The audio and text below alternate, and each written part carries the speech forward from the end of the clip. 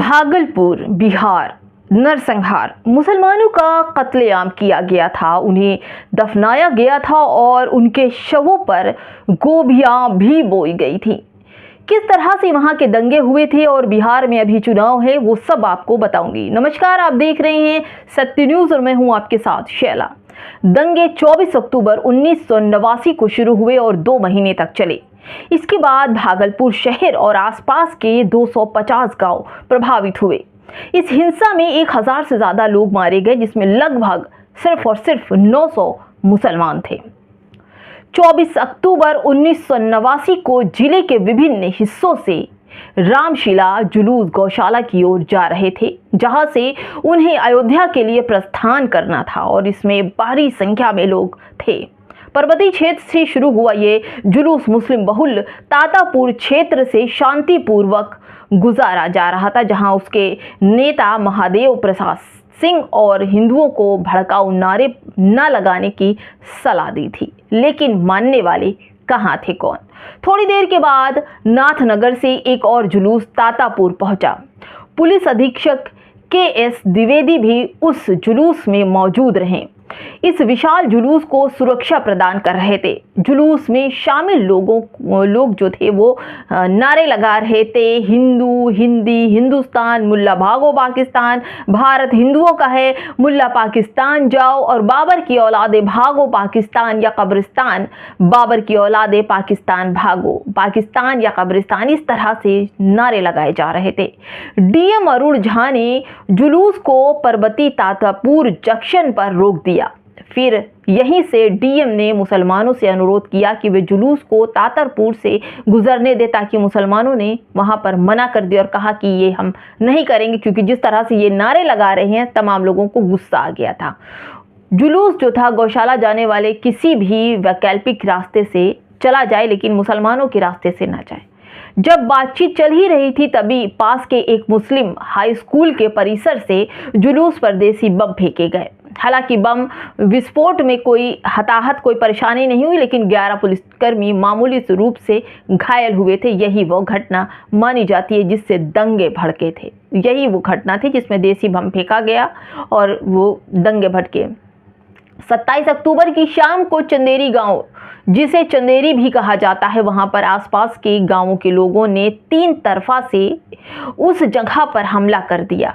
पड़ोसी बस्ती की यादवों ने मस्जिद निर्माण का विरोध किया था। हमलावरों ने मस्जिद और कुछ घरों में आग लगा दी। इसके 5 लोग मारे गए थे और मेजर GPS विर्क के नेतृत्व में सबोर पुलिस स्टेशन में तैनात जम्मू कश्मीर लाइट जो इन्फेंट्री रेजिमेंट चंदेरी और पड़ोसी बस्ती जो राजपुर की रखवाली कर रही थी, उन्होंने ये सब कुछ किया था। जब मेजर विर्क गांव पहुंचे तो उन्होंने पाया कि कुछ मुसलमान पड़ोसी गांवों से भाग गए हैं। गांव खाली हो गया, जबकि उनमें से लगभग 150 स्थानीय जमींदार शेख मिन्नत के एक बड़े घर में छिपे हुए थे। उन्होंने उन्हें पुलिस सुरक्षा प्रदान की और वहां आश्रय देते हुए चले गए कि यह सुबह सेना की एक टुकड़ी उनके साथ सुरक्षित निकालने के लिए लौटेगी। ये कहकर वो चले गए, लेकिन दंगे 2 महीने तक चले। अगली सुबह बड़ी संख्या में यादव और जमींदार शेख मिन्नत की हवेली पर पहुंचे। उन्होंने दावा किया कि वे मुसलमानों को निकालने आए हैं। हालांकि जैसे ही मुसलमान बाहर निकले, उन पर हमला कर दिया गया। कुछ को मौके पर ही मार दिया गया, जबकि अन्य को हमले से पहले एक जलकुंभी के तालाब में घुमाया गया था। और जब मेजर विर्क 28 अक्टूबर को सुबह 9:30 बजे के आसपास चंदौरी लौटे तो उन्होंने घर खाली पाया। तालाब में उन्होंने मालिका बानो मिली, जिनका दाहिना पैर कटा हुआ था। तालाब में 61 छत विछत जो शव थे कटे पड़े बरामद किए गए थे। बाद में पुलिस ने इन मामले में 38 लोगों के खिलाफ आरोप दायर किए थे, जिनमें से 16 को दोषी करार दिया गया था, ठहराया गया था और कोठी आजीवन कारावास की सजा सुनाई गई थी। 16 लोगों को फिर बरी कर दिया गया और अन्य बरी को अन्य लोगों को भी बरी कर दिया गया था। फिर माहौल ये होता है कि जिस तरह से जो आश्रय देने वाले थे उन्होंने ही मुसलमानों का कत्लेआम किया था। और ऐसे में अब बिहार का चुनाव है और बिहार के चुनाव में आज भी अगर देखा जाए तो वहाँ पर मुसलमानों को लेकर बहुत बड़ी एक साजिश रची जा रही, चाहे एनडीए की सरकार हो या इंडिया गठबंधन की सरकार हो। ये दोनों ही सरकार मुसलमानों को टिकट नहीं दे रही है। बीजेपी की तरफ, एनडीए की तरफ से तो एक भी मुसलमानों को कोई भी टिकट नहीं मिला है। और अगर इंडिया अलायंस की बात की जाए तो 18 या 17 मुसलमानों को टिकट दिया गया है, जबकि बड़ी तादाद में मुसलमानों की जो संख्या है 19% यादवों से और अन्य लोगों से ज़्यादा है, लेकिन मुसलमानों को वोट की अगर टिकट बांटा गया तो बड़ी ही कम संख्या में। ऐसे में सवाल उठता है कि क्यों, आखिर क्या ये वजह आज भी बनी हुई है कि मुसलमानों को ऊपर उठने और राजनीति में आने नहीं दिया जा रहा है।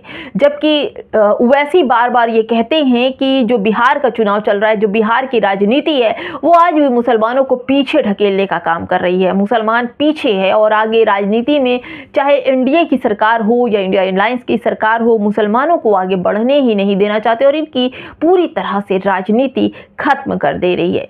यह भी एक बड़ी वजह हो सकती है। जो भागलपुर में नरसंहार हुआ था, मुसलमानों का कत्लेआम हुआ था, उसमें 900 से ज्यादा मुसलमान मारे गए थे और ये झूठ बोलकर उनको मकानों दुकानों से निकाला गया था कि हम उनकी हिफाजत करने के लिए आए हैं। और ये पूरी पुलिस बल थी और जिसमें यादव रेजिमेंट थे और उन लोगों ने ही मुसलमानों का पूरी तरह से कत्लेआम किया था। और एक तालाब था जो पूरी तरह से भर गया था और उनके तालाबों और उनके शवों पर गोभी की खेती की गई थी। ये बेहद शर्मनाक बिहार का दंगा था और जिसे आज भी लोग, आज का वहाँ का मुसलमान आज भी बुरी तरह से याद करता है और पनप भी नहीं पाया है उसके बाद से।